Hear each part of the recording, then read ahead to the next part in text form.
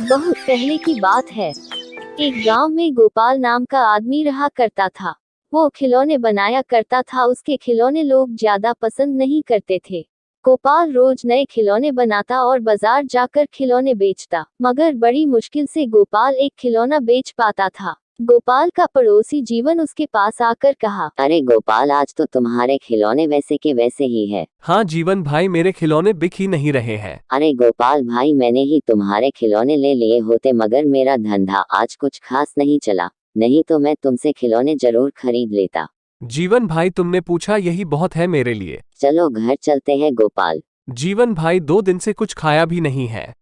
इस जालिम पेट के लिए कुछ ना कुछ तो बेचना पड़ेगा। हाँ भाई, तुम बेचो, मैं चलता हूँ। ऐसा कहकर जीवन चला गया। अब गोपाल खिलौने बेचने लगा। थोड़ी देर में एक औरत और बच्ची गोपाल के पास आकर पूछने लगी कि ये गुड़िया कितने की है? ये गुड़िया 20 रुपए की है बहन। घर जाने का समय हो गया है, कुछ कम करके खिलौने दे दो, अब घर जाने का समय हो गया है। खिलौने उतने अच्छे नहीं है। एक काम कीजिए, ये खिलौने 15 रुपए में ले लीजिए, इससे कम तो नहीं आएगा। नहीं भैया, ये खिलौना 10 रुपये में देना है तो दो, मैं इससे 1 रुपया भी ज्यादा नहीं दूंगी। ठीक है, ये लो गुड़िया। औरत ने 10 रुपये देकर वो खिलौना खरीदा और वहां से चली गई। गोपाल को दिन भर की कमाई में 10 रुपये ही मिले थे, इसलिए गोपाल थोड़ा नाराज था। गोपाल अपनी टोकरी उठाकर घर जाने के लिए जल्द निकलता है। शाम होने के कारण वह जंगल के रास्ते से घर जाने लगा। वो सोच रहा था कि सारे दिन का कमाई 10 रुपये, हे भगवान, क्या होगा। वह जंगल के रास्ते से घर कभी कभी जाया करता था, इसलिए उसे डर नहीं लगा। गोपाल एक पेड़ के नीचे से जा रहा था, तभी उसे किसी की आवाज सुनाई दी। गोपाल गोपाल। गोपाल रास्ते में फिर से जाने लगा। गोपाल गोपाल। आवाज आई। कौन है? किसने आवाज लगाई? तभी गोपाल को पेड़ के नीचे एक औरत दिखाई देती है। आप कौन है और इतने रात को इस घने जंगल में क्या कर रही हो? मेरा नाम रानी है, मुझे मेरे घरवालों ने घर से बाहर निकाला है, इसीलिए मैं यहाँ बैठी हुई हूँ। रानी जी, इतनी रात इस घने जंगल में रहना ठीक नहीं है। आपको ठीक लगे तो आप मेरे साथ मेरे घर चल सकती हैं। ठीक है, मैं आपके साथ आपके घर आऊंगी। ऐसा कहकर रानी उसके पीछे पीछे उसके घर जाने लगी। गोपाल को पता ही नहीं था जिसे वह घर लेकर जा रहा था वह एक चुड़ैल है। कुछ समय बाद गोपाल रानी को लेकर घर चला गया। मेरे इस छोटी सी कुटिया में आप जहाँ चाहे वहाँ रह सकती हैं। इस घर में कुछ भी नहीं है। मैं आपको खाना भी नहीं दे सकता, क्योंकि 2 दिन से मेरा एक भी खिलौना नहीं बिका। सिर्फ एक ही खिलौना बिका है, उस 10 रुपए से चने लेकर आया हूँ। ऐसा कहकर रानी और गोपाल चने खाकर सो जाते हैं। रानी रात होने के कारण थोड़ी देर सोकर उठती है और वह अपने चुड़ैल के रूप में आ जाती है।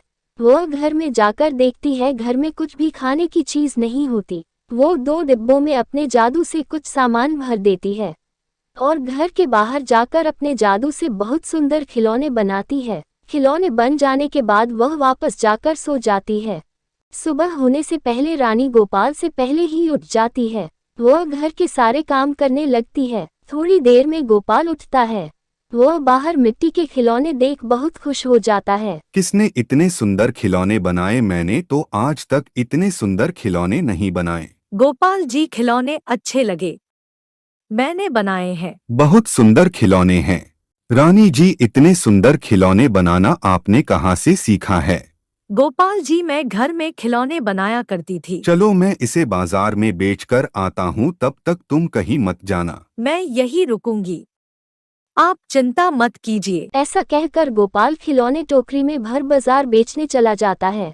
बाजार जाते ही उसके टोकरी में इतने सुंदर खिलौने देखकर लोग आश्चर्यचकित हो जाते हैं और उसके पास लोग आकर खिलौने खरीदने लगते हैं। उस दिन गोपाल अच्छी कमाई कर लेता है। घर लौटते समय गोपाल कुछ राशन खरीदने लगता है। घर पर आते ही गोपाल रानी को राशन देता है।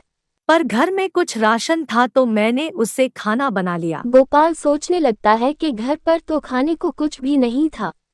रानी गोपाल को ले जाकर डिब्बे में राशन दिखाती है। आप हाथ मुंह धो लीजिए, मैं खाना लगा देती हूँ। गोपाल खाना खाकर रानी के खाने की काफी तारीफ करता है। गोपाल के खाने के बाद रानी खाना खा लेती है। जीवन सुबह बाजार में गोपाल को नए नए खिलौने लाता देखकर कहता है, इतने सुंदर खिलौने गोपाल कहाँ से लाता है, जरूर दाल में कुछ काला है। और वह सोचने लगता है, और सोचता है कि इस बात का पता करना पड़ेगा। जीवन रात में गोपाल के घर के बाहर सो जाता है। आधी रात में जीवन को कुछ शब्द सुनाई देते हैं। जीवन गोपाल के घर में खिड़की से झांक कर देखता है कि एक चुड़ैल अपने जादू से नए नए खिलौने बना रही है। जीवन डर जाता है और वहां से भागकर अपने घर चला जाता है। सुबह वह देखता है कि गोपाल सुंदर खिलौने लेकर बाजार जा रहा है। जीवन गांव के सरपंच को सब कुछ बता देता है। सरपंच और गांव के लोग शिव बाबा के पास जाकर उस चुड़ैल के बारे में सब कुछ बता देते हैं। बाबा सबको लेकर गोपाल के घर जाते हैं और उस औरत को कहते हैं कि तुम कौन हो बताओ। वह औरत कहती है, मेरे ऊपर एक चुड़ैल का साया है। जिस दिन मेरी शादी होगी वह चुड़ैल मेरा शरीर त्याग देगी और मैं उस चुड़ैल से आजाद हो। बाबा और गांव के लोग उस औरत का विवाह गोपाल से कर देते हैं और वह औरत चुड़ैल की साया से आजाद हो जाती है और वो दोनों खुशी खुशी जीवन व्यतीत करने लगते।